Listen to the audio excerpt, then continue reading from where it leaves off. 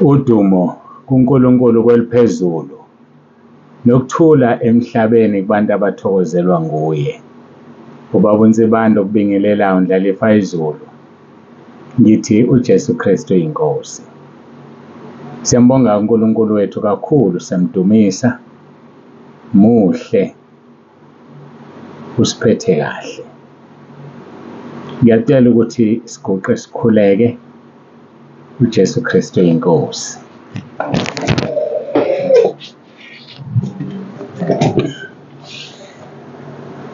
Babongcwele babolungileyo, uNkulunkulu wethu onomusa, siyabonga ukugcinwa nokulondwa ngesakhe isandla. Sifundise Nkosi ukulalela wena. Sifundise Nkosi ukuhlukanisa umoya. Sifundise Nkosi ukungahluleli, ngoba ushilo ezwini lakho ukuthi wena umahluleli. Sifundise Nkosi ukuhamba ngalokho esikunikeziwe, sikhohlwe okunike abanye abantu. Ngoba uma sinaka izinto ezinikwa abanye abantu sizokhohlwa yilokhu wena usinikeze khona, bese sizithola singakwenzile okufanele sikwenze ngoba sinaka abanye abantu ukuthi bakwenza kanjani lokhu bona bakunikeziwe. Ngiyacela ngomoya ongcwele uyicacise le nkulumo, uyicacise lo mkhuleko. Ngiyakhuleka Nkosi banathi phakathi kwethu, usiholele kulo lonke iqiniso ukuba Nkosi abantwana bakho bangaduki, abantwana bakho bangalahleki. uJesu Kristu uyinkosi. Amen.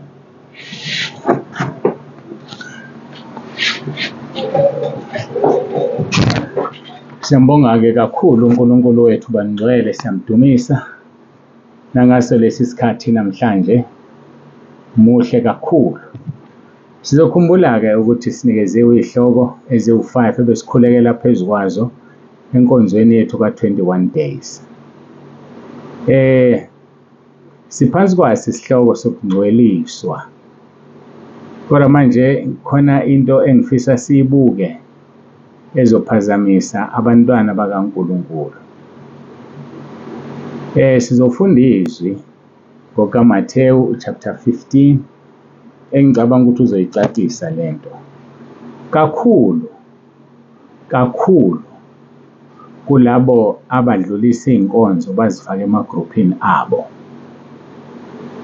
Abadlulisa izinkonzo bazifaka emagrupini abo. Umsebenzi omuhle ngendlela emangalisayo loyo, ngiyawuncoma, uyancomeka. Kodwa kuhle silibuke olunye uhlangothi ukuthi-ke wena usuyidlulisileke inkonzo wayifaka egrupini. Umsunguli waleyo group, u-admin waleyo group, uphatheka kanjani ngey'nkonzo zasentabeni? Uyazithokozela yini? Akakuboni yini untshontsha abantu basa ekhaya lezwi na? uJesu wathi masibe mnene njengamajuba, sihlakaniphe njengezinyoka.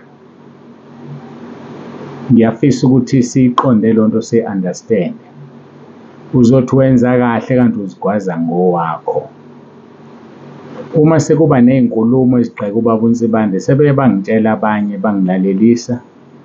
Abanye sebevaliwe kuthiwa bangazifaki iy'nkonzo zasekhaya lezwi. Abanye kuhlukane phakathi igroup ithi siyazifuna, abanye bethi abazifuni.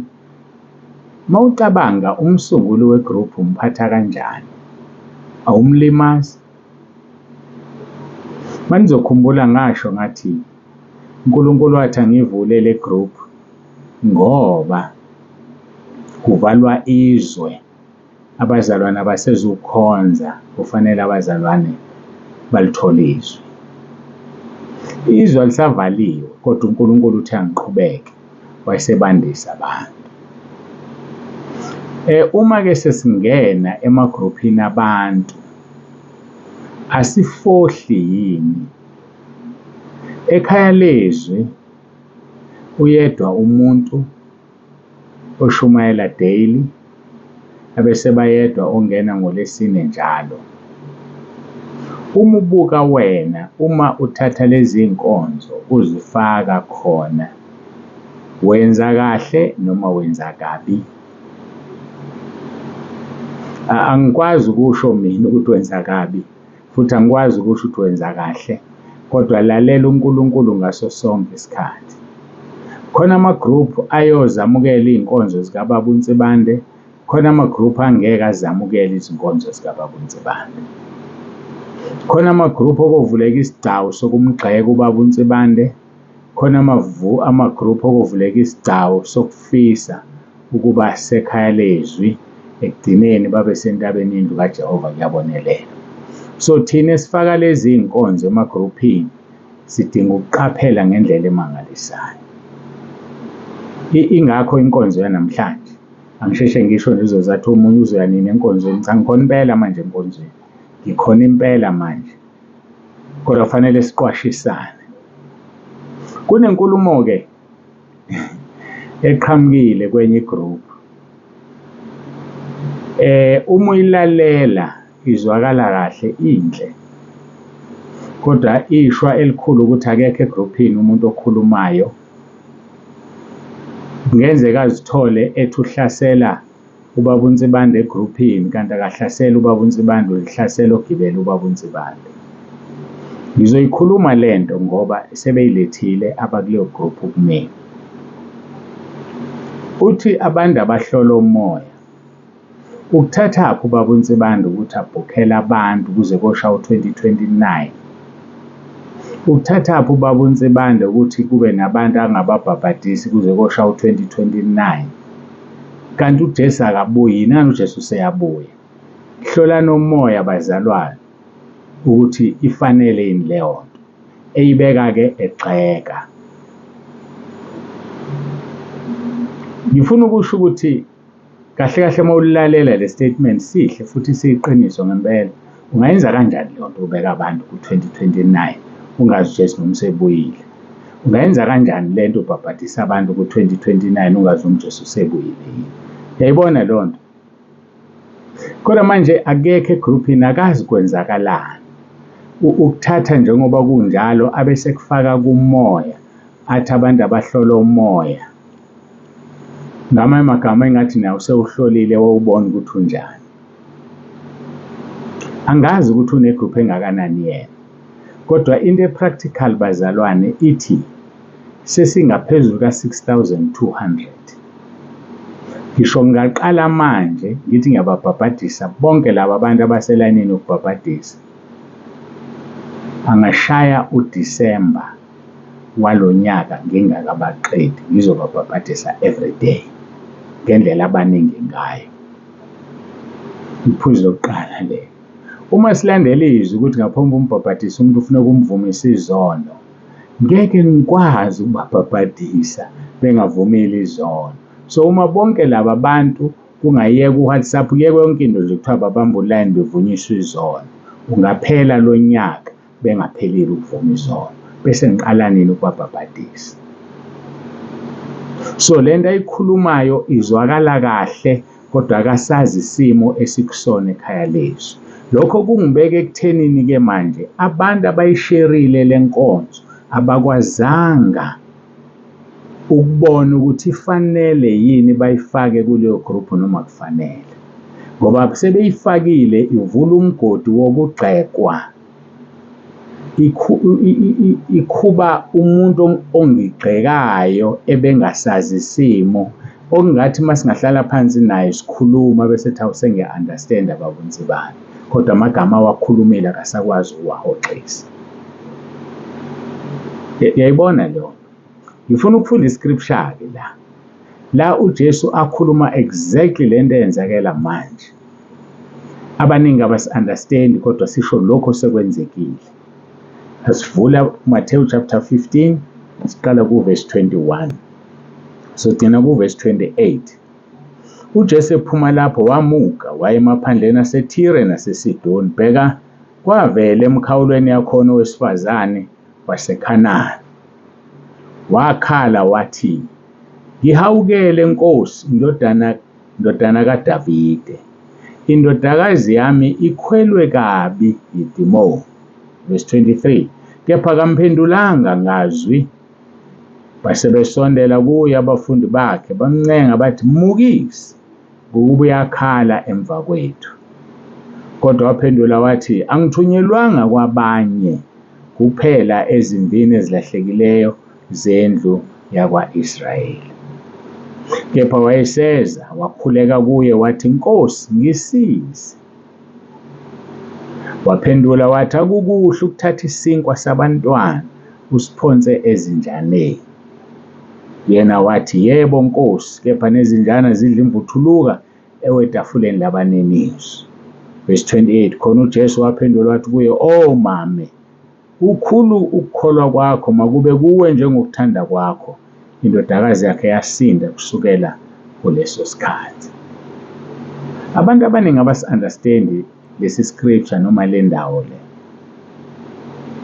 uJesu wayengamthuki wesifazane emambiza ngenja, kodwa wayesho ukuthi uthunyelwe kuphela ezimvini ezilahlekileyo zakwa-Israyeli. Akathunyeliwe kwezinye izizwe, ngoba lo wayengowesinye isizwe esemaphandleni aseTire naseSidoni. Engowesifazane waseKhanani, kodwa engeyena wakwa-Israyeli. Uthi kuJesu, "Akufanele nithathe isinkwa sabantwana nisiphonse ezinjaneni." Ngamanye amagama, sikwazi ukuthatha into eyivalue yasezulwini sinikeze abantu abangenandaba. uPawulu ukhulumile ngento ecishe ifane, ethi ugweme ukuphikisana kwalokho okuthiwa kuwutho kungolutho, ukuyize abathi bekwenzile abanye beduka ekukholweni. Akukuhle ukuphikisana ngezwi likaNkulunkulu. Sheshe ubone ukuthi lo uphikisana naye ufuna ukukuzwa noma ufuna ukukuhlula ngenkulumo. Ukhona ufuna ukuzwa, ukhona ufuna ukukuhlula. So ufuna ukukuhlula ngeke umhlule, kodwa uzogcina uhluthukile, inhliziyo yakhe ibe buhlungu. Ngamanye amagama, usuthatha isinkwa sabantwana wasiphonsa enjeni ngoba akalidalelwa izulu. Ngiyaxolisa ukukhuluma kanje, ngisebenzisa ulimi, ngifuna ni-understand lokho kwakukhulunywa uJesu. Yaze asho laphaya uJakobe athi abantu abahlehlela emuva kade bekholwa bafana nenja ehlanza umhlanzi ibuyele kuwona. So inja imele umzalwane obuyele emuva. Inja imele inkanuko yokuphinga yokufeba. So uma ethi uJesu akuhle ukuthatha isinkwa sabantwana usiphonse ey'njaneni, usho okunye kwalezi zinto esengizibalile. Uyingozi umzalwane ohlubukile. Uyingozi umzalwane ongekho emoyeni ngoba uthatha izinto zikamoya zifake enyameni. Uyingozi lo mzalwane. Ngakho qaphelani-ke ukuthi iy'nkonzo zasekhaya lezwi nizishera emagruphini anjani. Nizishera emagruphini anjani. Akumoya noma angekho kumoya. Ngoba angekho kumoya ngeke asizakale but azogxeka. Ake sibuye sube kule issue sichaze. Yiqiniso ukuthi asimazi uJesu uzobuya nini. Yiqiniso ukuthi asazi u-2029 uzoshaya uJesu esebuyile. Abantu abakwi-queue yokubhabhadiswa kuze kuyofika lapho ingoba ngingedwa akanginikezile uJesu umsizi kwile group. Ukuthi kuze kushayele isikhathi abantu belinde ukuvuma izono ingoba ngimnikeziwe umsizi. Kodwa futhi ushilo walibeka ngembaba uNkulunkulu nganitshela ukuthi uthe owenze i-appointment nami akayenzile noNsibande, uyenze naye uqobo. Immediately uthole i-appointment buse uyabhala isono sakho, uyasithethelela ukwenzela umusa. Kwelikamoya usuthethelelwe, kodwa kufanele sigcine siyenzile inkonzo nawe, sikhuleke, ukhulume, uvume izono zakho. So uma abantu bebabaningi angakayinikwe enye indlela elula yokwenza bathethelele izono bonke abantu abafikayo. So akukho right ukuthi manje aqhamuke egxeka othi ukhona umuntu ongahlalisa abantu kuze kushaya u-2029 bengavumile izono. Bahlalisiwe ingadi. Akazinakwazi ukuthi ngivuka ngo-3 ngilala nini. Yayibona loo nto. So uthatha inkonzo wena wayiphonsa egroupini, yangena egroupini yavula imigodi yokugxekwa ngoba ulwazi lungaphelele. Athi uNkulunkulu ezwini lakhe, abantu bami bayafa ngenxa yokuswela ulwazi. Yile nto-ke exactly. Ngoba manje njengoba egxeka, akagxeki mina, ugxeka umoya kaNkulunkulu okumini. Nabo ababhabhadisiwe, mase ngikutshela iqiniso, kwelikamoya mawusubhukhile wanedate uyafana nobhabhadisiwe. Njengoba uMarko 16:16 ethi okholwayo abhabhadiswe uyakusindiswa. Usubhabhadisiwe wena kwelikamoya, sekusele ukuthi ubhabhadiswe ngenyama. Khona omunye obengixoxela ebhukhela ukubhabhadiswa ethi yena wafike wabhabhadiswa, wathi mayiphuma kulo mbhabhadiso ayingena kuwona lathi izwi wena usazobhabhadiswa. Akazange akholwe leyo nto, akazange. Kodwa sesifikile isikhathi wabhabhadiswa. So kade abhabhadiswa entabeni, watshela uzobhabhadiswa wena, okungukuthi uzobhabhadiswa nje angazi kwenzakalani, kodwa kona usazobhabhadiswa. So ngamanye amagama esikwenza entabeni kukumoya. Uma wena usunedate yokubhabhadiswa, usubhabhadisiwe ezulwini, sekusele kwenzeke. So manje ukungazi kwalo muntu ogxeka ukuthi abantu bobhabhadiswa ngo-2028, ngike ngasho ngathi uNkulunkulu uphakamisa izinga lokusebenza njengamanje, ngoba uSathane usebenza ngamawayo. Ngingedwa ngingabantu abaningi, ngingabalungisisa abaningi, ngoba wena uma une-appointment nami, awunayo nami njengomzibanda, une-appointment nomdali wethu sobabili.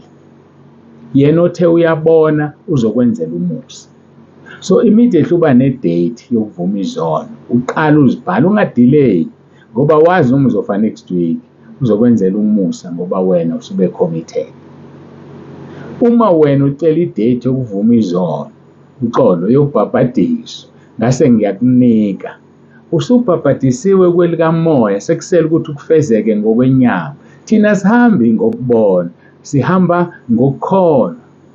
Kholwa ukuthi usubhabhadisiwe, kholwa ukuthi usuthethelela izono zakho, uzongena ezulwini. Now uma uthatha le kwayona le ngikhuluma ngayo uyifake egroupini yakho oyithandayo, bazoyithatha ngokwenyama, bathi ubani lo sebhabhadisa abantu ngomoya. Angazi noma niyayizwa lento. So-ke uthi uJesu akukuhle ukuthatha isinkwa sabantwana usiphonse ezinjaneni, abantu abanga-understand, abantu abangezwa.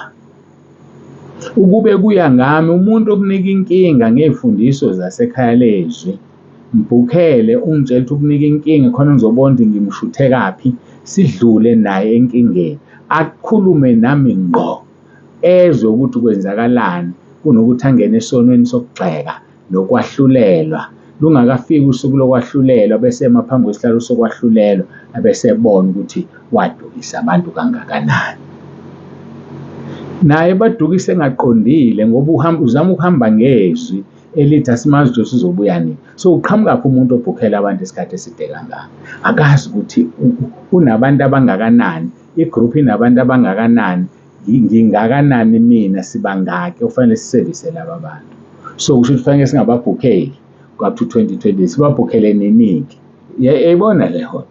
So-ke iyangihlekisa, ngoba inginika isifundo kwamina ukuthi asifunde ukungahluleli, asifunde ukungajajani, ngoba awuyazi information ukuthi uNkulunkulu utheni kulowo muntu. Wena uqhamuka at face value, uqhamuka nezwi, uyamgxeka ngalo izwi, kanti yena usedlulile ezwini eliyi word of God, wafika kwi-voice kaNkulunkulu, yakhuluma kuye into angayikhulumanga kuwe, bese umbone wrong, kanti yena wenza intando kaNkulunkulu. Bakithi kunzima ukukholwa. Ake sihambeni ngokukholwa, singahambi ngokubona. uNkulunkulu akubusise, uNkulunkulu abe nawe. Ngoba unsibanda ovalelisayo othi uJesu Kristu uyinkosi, asikhuleke, uqaphele iy'nkonzo ezithathu uzifake emagroupini.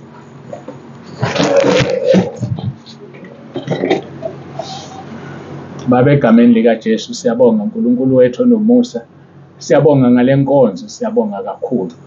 Siyazi Nkosi usahamba emhlabeni bakugxeka, basho konke abakuthandayo baze bakubiza ngedimoni. Ngeke-ke ngingabizwa mina uma ngihamba nawe, uma ungigibele, ngoba kahle kahle abasho kimi, basho kuwe ngqo. Basho into ababeyisho ngesikhathi usaphila uhamba emhlabeni, wavuka wayekhaya ezulwini, usuphila kithina sonke sinomoya wakho.